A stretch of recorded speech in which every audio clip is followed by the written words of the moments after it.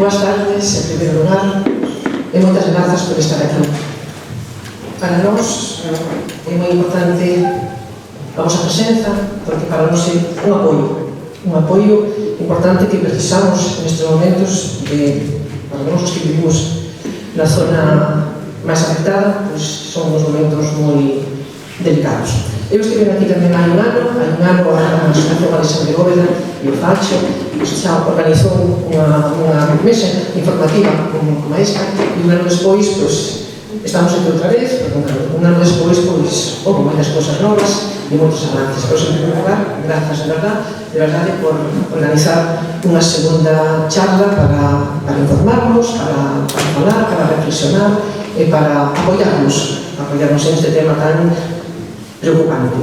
En esta mesa estou acompañada por, na esquina da dereita, Bernardo Valdés, que é profesor de Economía da PSC, a miña dereita, Alexandre Regueiro, que ven a representación de Regueira,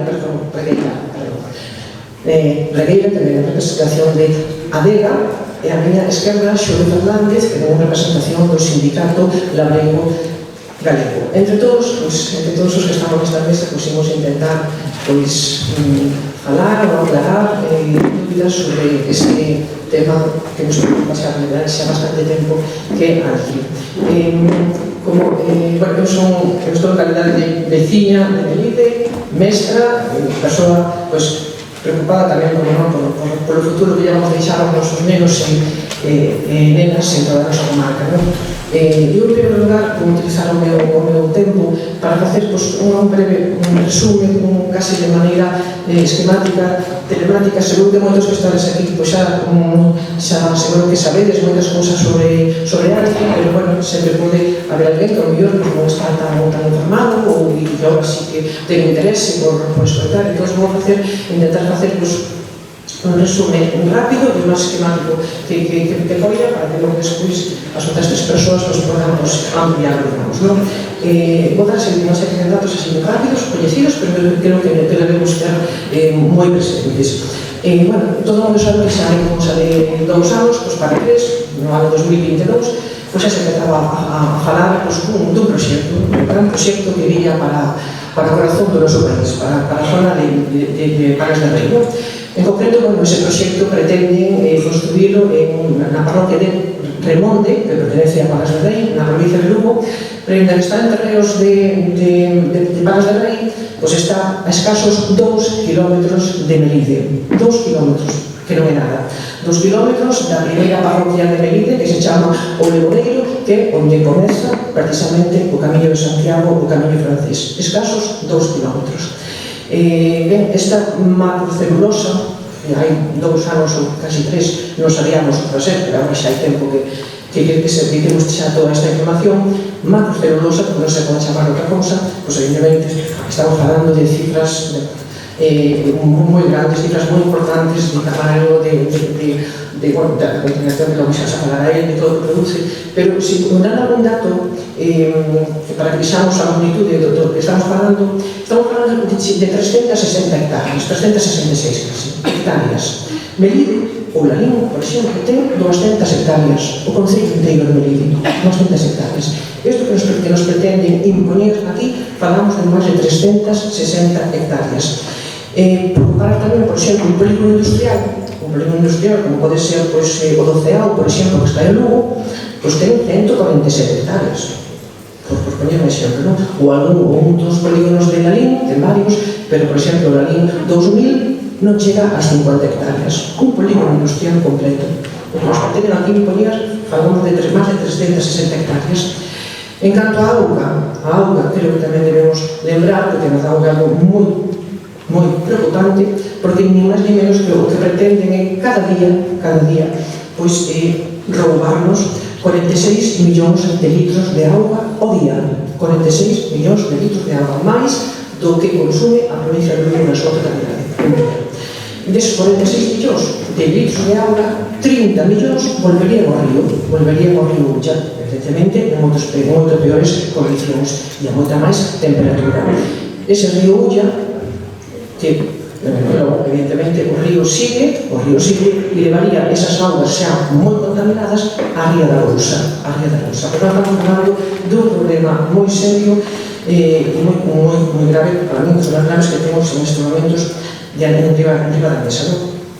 En canto á paisaxe, a veces non se fala da paisaxe, eu creo que tamén hai que, por enriba, decir que a paisaxe, o que queren non só esta empresa, o que queren na Xunta de Galiza, hai que decirlo, é que a paisaxe do noso país sexa totalmente distinta, que sexa un monocultivo total do eucalipto, que Galiza sexa un enorme eucaliptal, porque evidentemente a materia prima que necesita esta macrocelulosa é o eucalipto.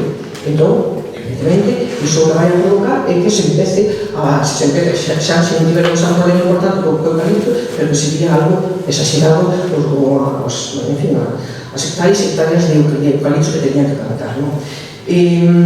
Por outro lado, se isto non fose pouco, todos estes datos preocupantes, ainda por riba, temos a desgraza de que está apoiada desde o minuto cero, está apoiada pola Xunta de Galiza.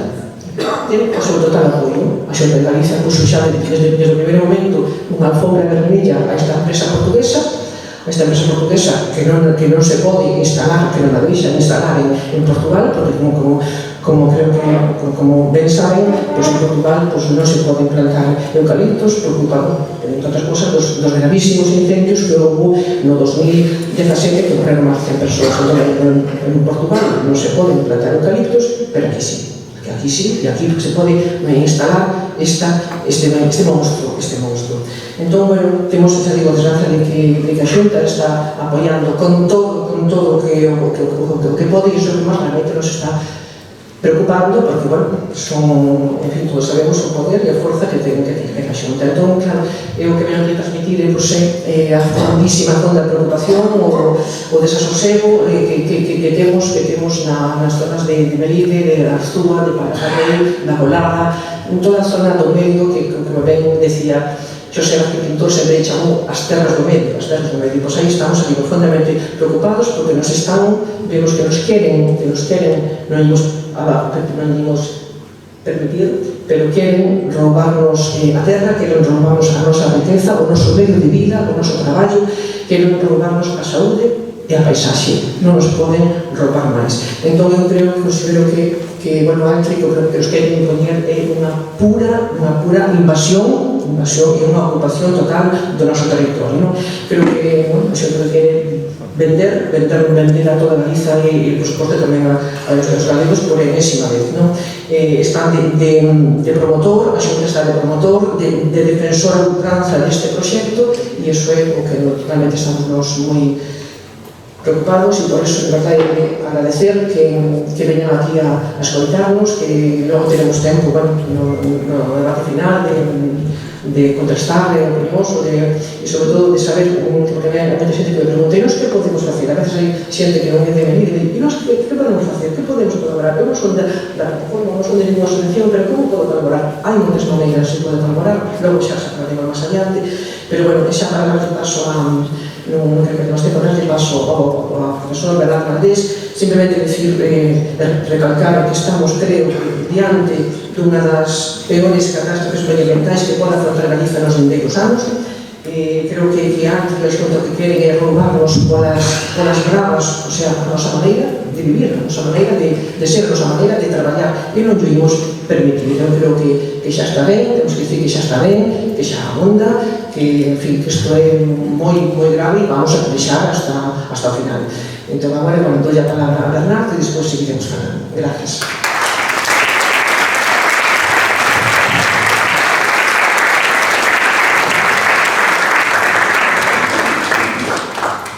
Ben, pois moi boa noite, moitas grazas á Asociación Cultural de Alexandre Bóveda e ao Círculo de Artesanos polo convite para participar aquí.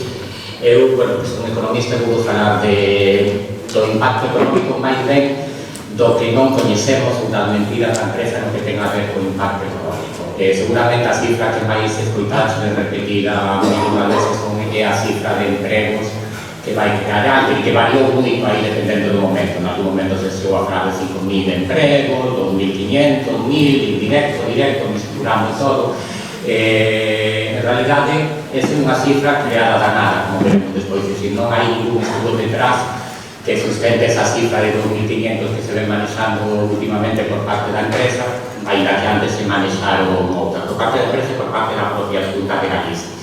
Entón, antes de entrar nisso, unha cuestión relacionada con isto que decías, ao que en realidad non é que a Xunta lle puxese a alfombra vermella a Altri, sino que en realidade este non é un proxecto dunha empresa portuguesa, este é un proxecto da propia Xunta de Galicia do Partido Popular. É dicir, en 2021 a Xunta de Galicia creou unha sociedade que se chamaba Impulsa, de capital mayoritariamente público, en la que tamén participa Reganosa e a Banca, e esa sociedade é a que define un proxecto que é o que despois intenta executar Altri. E esa sociedade impulsa a que, segundo podedes comprobar na súa propia página web, fala con 4 empresas multinacionais para escoller cual vai ser a que execute o que hoxe se coñece como proxecto Gama.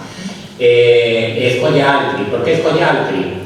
Bueno, pois non se sabe, é un proceso completamente estudiantista, non sabemos cales foron os criterios para escoller Altri. Podemos sospeitarlo tal vez cando Altri crea outra empresa, Greenfinder, que é a que se encarga ao final de executar este proxecto, e vemos que nesa empresa participa como socio de Altri, a portuguesa Altri, unha empresa galega que é Greenlandia, moi vinculada ao propio Partido Popular. Entón, claro, este é un proxecto que nace impulsado polo Partido Popular, non é un proxecto ni siquiera desa empresa portuguesa. En dezembro do 22, isto se declara proxecto industrial estratégico, como sabedes, por parte da Xunta de Galicia, o cual lle dá, bueno, pues, serias vantaxes en toda a tramitación administrativa do proxecto. Mesmo despois, posteriormente, a través da lei de acompañamento dos orzamentos, a Xunta introduce que indemnizará as empresas no caso, cando hai unha declaración de proxecto industrial estratégico, no caso de demora na tramitación, é dicir, que se demora na tramitación, a Xunta tería que indemnizar a Greenfinder por a demora na tramitación do proxecto. Pero, bueno, esa declaración de proxecto industrial estratégico públicamente se apoia en 3 elementos. Unha, a creación de emprego, que como veremos despois é mentira. O propio presidente da Xunta declara e sigue colocado aí na página web da Xunta que vai crear 2.500 postos de traballo directos, algo que xa a propia empresa reduciu a 500, pero a web da Xunta sigue dicindo aí 2.500 nesa declaración de proxecto industrial estratégico, 2.500 directos. Apóyase en outra cuestión que é a circularidade no proceso productivo, algo que tampouco vai existir, porque esa circularidade se basaba en que o proceso de obtención de fibras téxteis se apoyaba tamén en parte na propia reutilización de antigua roupa, de roupa usada que se volvía a reciclar para transformar en fibras téxteis. Eso, ainda que hai no proxecto que coñecemos que se fixo público posteriormente, hai un pequeno apuntamento sobre eso, queda como unha cousa que se poderá facer ou non facer, e se non hai ningún compromiso por parte da empresa nese sentido, é apenas un parágrafo nos centos e centos de follas que son ese proxecto. E despois, a outra cuestión na que se apoiaba é que o proxecto vai fechar os ciclos productivos da madeira en Galicia. Ben, vinculando esa madeira ao sector textil. Pois aí temos unha terceira mentira.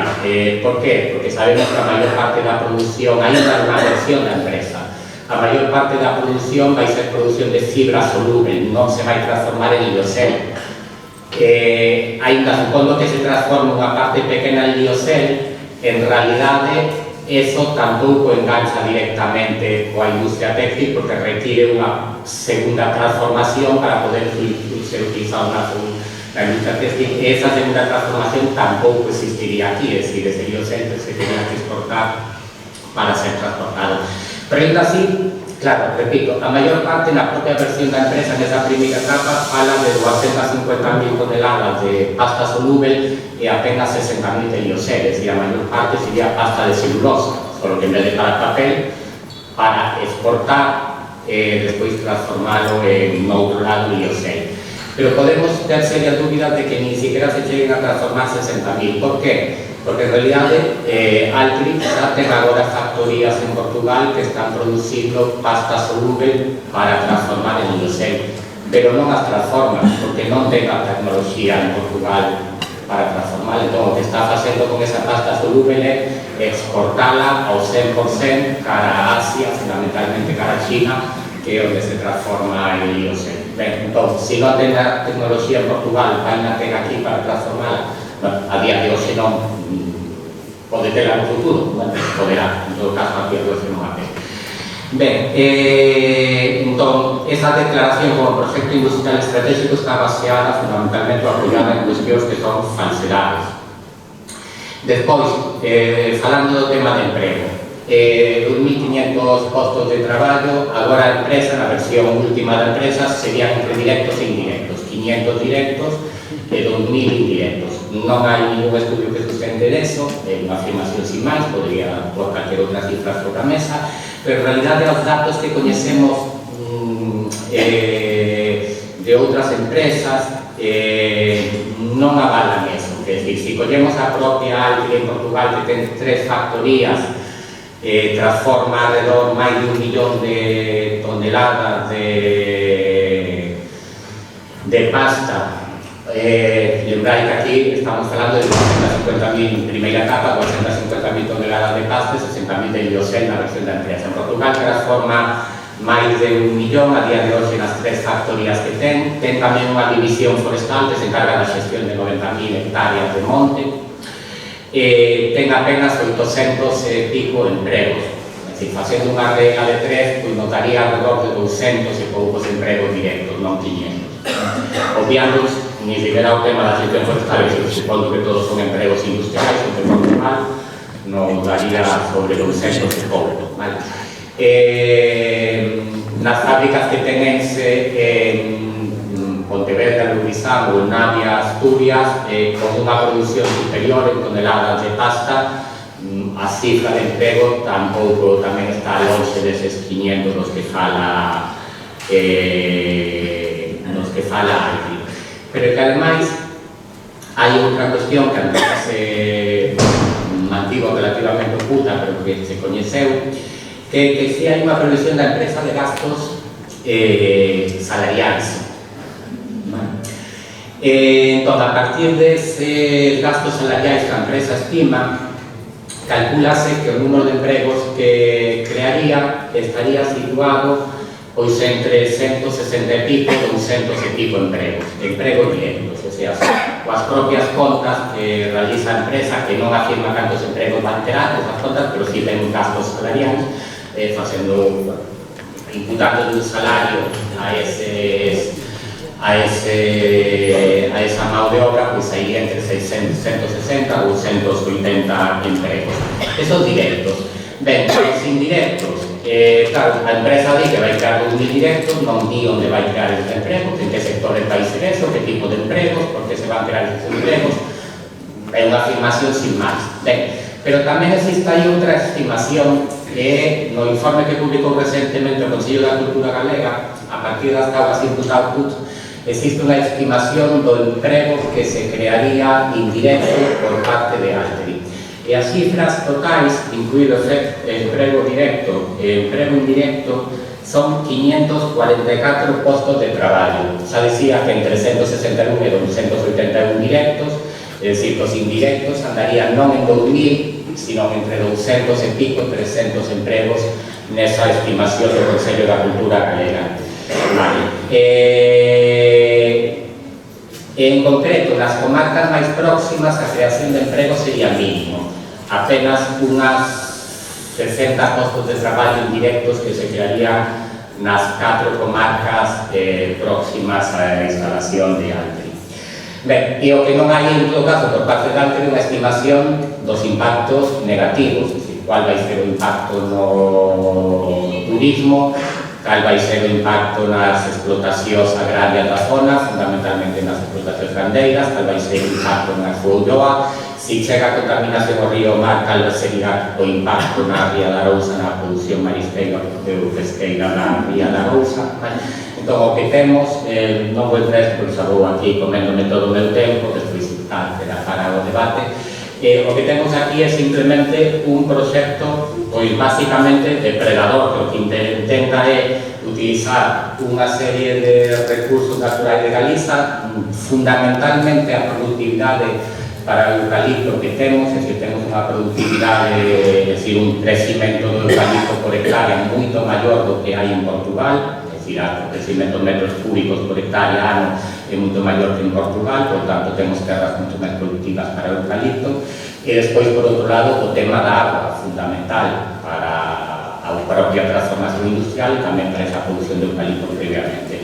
E tamén outra cousa moi habitual neste tipo de instalación depredadoras, a connivencia coa administración, que é outro elemento. Temos aí o papel central da Xunta como promotora deste desde un primeiro momento, exigindo os fondos europeos de 250 millóns, porque nin siquiera é un proxecto no que a empresa comprometa todo o investimento que se queira facer, sino que retire 250 millóns de euros públicos para acometer o investimento. É dicir, quere mexar por nós e por riba que lle paguemos os fondos públicos dos nosos impostos.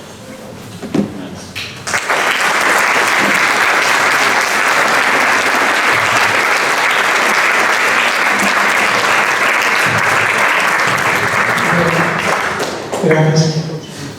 Bernardo, Alex. Alexandre Oliveira vai falar agora desde un punto de vista medioambiental como vai a perxudicar no caso de que se faga en esta zona tan rica, esta zona tan importante, e como ele vai entrar xa en profundidade nese tema, só quero enseñar unhas fotografías dunhas especies que vai falar delas, únicas no mundo e que estemos ali en Melide. A Media meridional, a Santolina melidensis,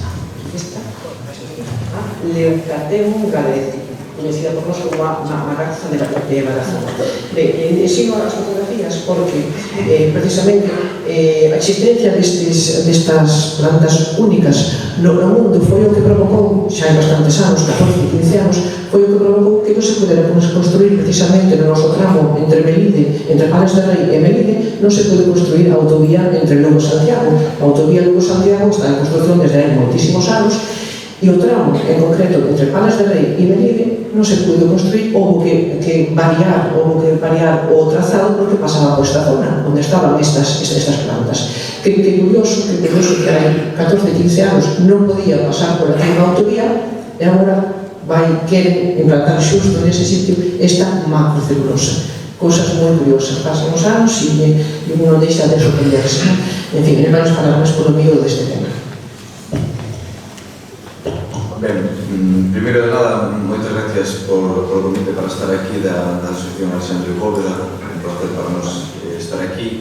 E antes de comenzar a miña intervención, quería dar un par de avisos, porque neste ano a Asociación ADEGA cumple os seus 50 anos e queremos celebrarlo por todo alto, polo que se estáis atentos a nosa página web e as nosas redes sociais, pois veredes aí toda a serie de actos que estamos organizando para celebrar estes 50 anos, que son tamén os 50 anos do movimento ecologista galego.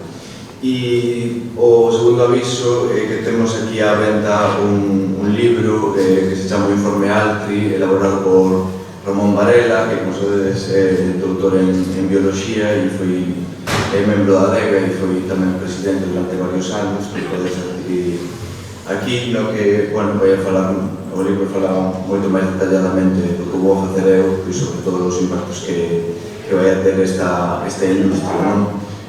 Vai a falar, por exemplo, non, que a película que lle poderíamos, o título da película que lle poderíamos poñer a Altri, pois os ilusionistas, non? Ou non todo é o que parece, porque neste proxecto pois hai moitos datos que están ocultos ou moitas verdades a medias que transmite a empresa e, por exemplo, pois, en canto que ten que ver coas emisións á atmosfera, a empresa só reporta 4 dos compostos contaminantes que vai a emitir, pois, por exemplo, as partículas PM10, que son unhas partículas relativamente grandes, non? Informa de que vai a emitir unhas 250 toneladas ao ano, fala dos óxidos de xofre, que tamén emitirá unos 570 toneladas ao ano, óxidos de nitróxeno, compostos volátiles reducidos de xofre, pero, sin embargo, emite no informe de impacto ambiental as partículas PM2,5, que son as partículas moito máis pequenas e moito máis problemáticas para a saúde e para o medio ambiente, e nin tan sequera informa das emisións de monóxido de dióxido de carbono, o que fai moi difícil calcular a pegada ecolóxica da planta, obviando así que non se vai a queimar, por exemplo, cortiza de árboles, non? No que ten que ver coa auga, no informe na solicitud de concesión de augas, que por certo foi unha solicitud de 75 anos, a empresa, por exemplo, non ten en conta os efectos que vai a ter a mudanza climática no caudal do río, que se estima que daqui ao ano 32 vai a reducirse os recursos hídricos da bacía do Ulla nun 8%, pois non o ten en conta para calcular o caudal que vai a deixar do río. E como decía Soki, están falando de consumir unha cantidade de en torno a 46 millóns de litros diarios de agua, que é, como decía Soki, unha cantidade de agua que é maior que o consumo humano que hai en toda a provincia de Lugo. Tamén no cálculo que fai ao respecto do caudal do río, fai medias mensuais do caudal do río, obviando que pode haber variacións incluso diarias dos caudais dos ríos e que nas épocas estivais este caudal é moi reducido e o consumo da propia planta pode levar a que haxa dificultades para acceder ao consumo humano de auga, non? Entón, hai unha serie de datos que a planta, que a empresa traslada, pero outros que se encarga de ocultar hábilmente ou de retorcer os datos para que non aparezcan tan obvios esta información. E, sin embargo, informa de que vai a verter unhas 70 toneladas de sulfato ao día no encorro de Porto de Mouros, unhas 4 toneladas de DQO, isto é a demanda química de oxígeno que vai a provocar a vertedura dos compostos orgánicos ao encorro de Porto de Mouros, e como sabedes, un encorro que xa está eutrofizado, isto quer dicir que ten unha contaminación elevada, unha cantidade elevada de nutrientes, o que fai que en determinadas épocas do ano exista un bloom de algas que consume unha alta cantidade de oxígeno e que perxudica o resto do ecosistema. Tamén informa de que emitirá uns 450 kilos de nitróxeno ao día e uns 55 kilos de fósforo total. Outro título que lle poderíamos poñer a este proxecto polo enclave, como sinalaba Soki, o peor pesadelo dun biólogo, dun ecologista, porque, como ela indicaba, o lugar escollido para localizar esta planta é un lugar moi particular, uns afloramentos, unhas rochas que chaman serpentiníticas, que son uns afloramentos rochosos moi pouco comuns na naturaleza, en torno a un 0,2% da superficie de Galega destes afloramentos. Prácticamente esa é a única zona que hai en Galiza deste tipo de afloramentos rochosos, que son ricos en magnesio, en metais como ferro ou zinc. E este tipo de afloramentos o que provoca é que os hábitats que hai nesa zona sexan moi proclives á especiación e a formación de endemismos. E, por exemplo, efectivamente, hai 4 plantas, a erva de enamorar de Merino, a magarta de Barazón, a Santolina de Melide ou a Centaura galaécica, que son plantas que son endémicas desa zona, e cando decimos endémicas é que non aparecen en outras zonas do mundo, e que, se se chega a construir esta planta, obviamente desaparecerá prácticamente a totalidade da súa distribución. Pero tamén na zona se poden atopar con bastante frecuencia especies de aves ameazadas, como a tartaña la cincenta ou a gato fornela, que son especies de aves rapaces que están amenazadas en Galicia polo aumento polos cambios de usos do monte, polo aumento do eucalipto, e que son relativamente frecuentes nesa zona. E así seguimos tamén cos anfibios, nos que se reportan na zona dúas especies que están en período de extinción, como é a rela ou a rapatilonga. Tamén podemos falar dos invertebrados, como o mexillón de río, a margaritífera, en verdadeiro período de extinción, e algunha especie tamén de invertebrados como as libeliñas que podemos atopar na zona. En fin, como decía, é un despropósito que a empresa trate de ocultar toda esta información e, finalmente agardemos que a película teña un final feliz e que este proxecto non se leva a cabo.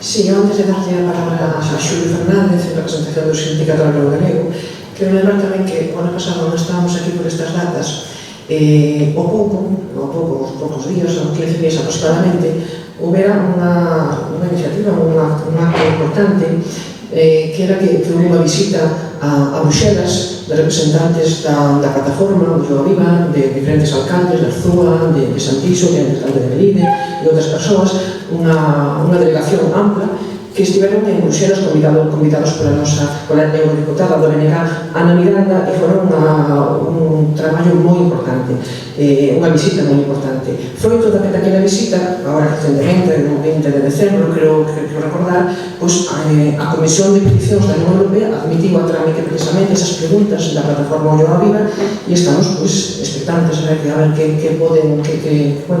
a decir en Europa, porque temos clarísimo, e a plataforma tamén ten clarísimo, e así todas as persoas que estamos sometidas en este tema, que hai un cumprimento claro de varias directivas europeas. Vamos esperar a ver o que pasa, pero quero recordar que en este último ano esa foi unha das cousas importantes, como importantísima foi a manifestación no mes de maio en Palas de Rei, unha manifestación histórica de máis de 20.000 persoas que xa só pensar eso, casi se emocionan os que somos daquela zona, como había un atasco de coches de kilómetros e kilómetros que chegaba desde Palas de Rei, pasaba de Melide e indo cara a Arzúa, falamos de máis de 20 kilómetros de un atasco permanente, o sea, foi unha manifestación impresionante a de Palas de Rei. Despois, posteriormente, en xuño, vamos ir rápido, tamén para que vexamos un poquinho neste ano, as accións que houve así rápidas, en xuño, por exemplo, 300 embarcacións da ría de Arousa tamén protestaron contra este tema, porque evidentemente van a ser tamén moi perjudicados na ría de Arousa e todos os traballos que dela dependen. En agosto, por exemplo, na Volada, houve un acto, unha xornada moi fermosa que lle chamábamos Ferrados de Vida, onde moitísimos produtores, máis de 60 produtores de toda a comarca máis afectada, levaron os produtos para decir, aquí sabemos como hai que traballar, sabemos como hai que defender o noso, entón iso é o que está tamén en xogo, están en xogo moitísimos postos de traballo que se perderían con esta macro celulosa, e non quero esquecer a manifestación do 15 de decembro de Compostela. A manifestación de Compostela foi algo realmente impresionante, como a Praza do Obradoiro quedaba pequena, en varias ocasións o que se sentiu, foi algo impresionante, ese apoio que sentimos e que notamos de todo o país, porque isto non é un problema só de Melide, Arzúa, Santiso, a Volada, Lamir, Palas de Rei, para nada. Este é un problema de todo o país no seu conxunto. Digamos, nós que somos un pouco máis afectados, pero que algo que perjudica a todo o país no seu conxunto. Entón, quería dar este dato para que se vexe que está continuamente facendo cousas, vexe informacións como estas facendo en moitos sitios, en fin, facemos o que se pode, o que está en nosas mans para que, bueno, intentar parar estes propósitos, non?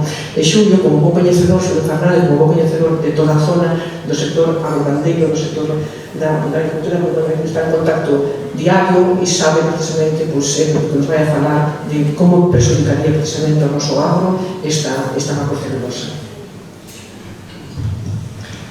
Moitas grazas polo convite á asociación, grazas por asistir aquí para escoitar o que temos que comentar. Eu, ademais de ser traballador do Sindicato Labrego, son veciño da Ulloa. A Ulloa, ainda que sexa terra do medio, para mí Ulloa tamén é terra de Melide, para mí Ulloa tamén é unha parte do Beza, é onde Altri pretende implantarse e onde máis impacto máis gravemente serán os seus efectos se é que non se consigue parar, que como xa se comentou aquí, imos tentalo de todas as maneiras e además estamos convencidos de que imos conseguir que non é. Porque realmente é certo que a promotora de Altri, a promotora da planta de celulosa, ademais desta empresa Altri, ademais da empresa de rotas giratorias Grinalia, tamén a Xunta de Galiza, tamén é xente moi vencellada ao PSOE como é Pepiño Blanco a través dese lobby que ten para conseguir cousiñas, e isto todo hai que dicilo para saber contra quen temos que loitar e non enganarnos, pero que ademais este non é un elemento illado, unha industria grande como nos anos 80 falábamos a fábrica de galletas e non conseguimos que quedara. Esta non é unha fábrica de galletas, este é un proxecto industrial dentro de un plan para todo o país. É dicir, o noso rural é un polígono industrial aos ollos da Xunta de Galiza. Na Ulloa non solamente se pretende instalar unha macrocelulosa, a Ulloa ten todos os seus cumes rodeados de proxectos eólicos. Xa hai proxectos en funcionamento, pero non hai cume que non quede sen un proxecto que neste momento ou está paralizado ou está en tramitación. Na Ulloa pretendese instalar varias plantas de biogás, agora que está de moda. Pretendese instalar varias antenas de telefonía cando non se cubren servizos, e van a seguir sin cubrirse, pero seguen a instalarnos molestias engorros que non nos favorecen.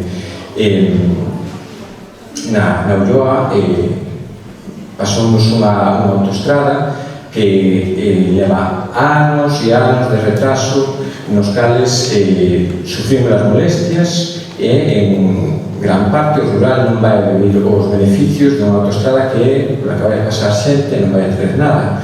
Entón, todo isto hai que ter en conta no rural que a finalidade dele debería ser para producir alimentos, para mellorar e acabar na soberanía alimentaria, na cal o povo decide que é o que come, como come, que controla os alimentos. E, bueno, as macrogranxas que se están instalando alrededor da Ulloa, a Ulloa non conseguiron entrar. Entón, a Ulloa é unha comarca de pequenas explotacións tradicionais, permitido que non diga explotacións, que diga granxas, teño un mandato de gandeiros que a explotación ten connotacións negativas coas cales non se identifican, entón son granxas, siguen sendo maioritariamente granxas familiares, baseadas sobre todo no pastoreo.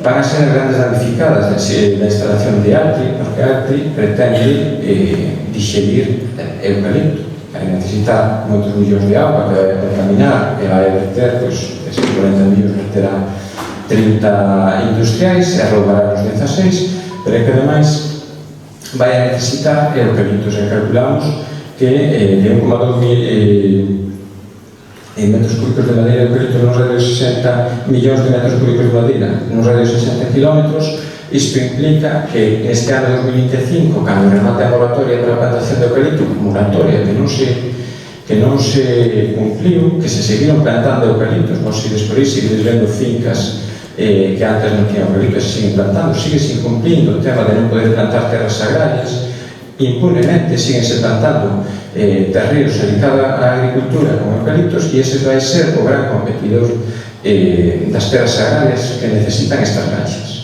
A Xunta non lle interesa este modelo de explotacións amables co medio, que modelan a paisaxe, que conservan e custodian a paisaxe, que serven para frear o constante medo dos incendios, que fixan poboación, porque non hai laderos absentistas na Ulloa ou son anecdóticos. A Ulloa está moi vencellada a proxectos agroecolóxicos, e entón tamén vos convido a que nas pouquiñas plazas que quedan libre a primeira fin de semana do día 1 e 2 de febreiro celebramos en Antas de Ullos, en Catorrego, o foro agroecolóxico, no cal reivindicaremos este modelo de explotación, estes proxectos, fronte a proxectos industriais que, como ben dicían, non traen tantos postos de traballo. Na Ulloa, para darvos algúns datos, hai, por exemplo, en Palas de Rei, das persoas afiliadas á Seguridade Social Agraria, do total de persoas traballadoras hai un 24,85%. En Santiso, que é o gran damnificado da planta, porque ademais de estar ao lado, ao carón da planta, é dicir, a finca onde se pretende instalar está nunha esquina de Palas de Rei, pero moi cerca de Santiso. E o gran damnificado, porque ademais é o que vai ter a captación de auga, vai ter 14 km de captación de auga que van a estragar terras agrarias e pasar por medio de aldeas. Barazón é unha delas, terra miña boa. Santiso ten 29,87% de persoas afiliadas á Seguridade Social Agraria. A Bolada ten 21,83%. E así cifras semellantes na contorna. É dicir, sigue sendo unha presenza fortísima de xente afiliada ao agro que cada vez vamos expulsando pouco a pouco. É dicir, se non hai terras para que esas explotacións sexan viables, con explotacións